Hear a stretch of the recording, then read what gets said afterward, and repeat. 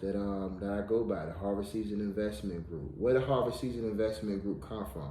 Guys, I own my own trucking.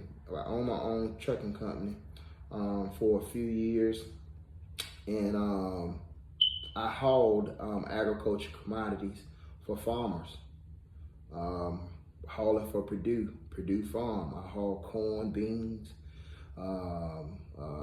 meal, soy meal, all these different things, agriculture commodities out of the fields from farmers. So I had a hopper bottom truck, and the time that was when things was really booming was harvest season, around between August all the way up to November.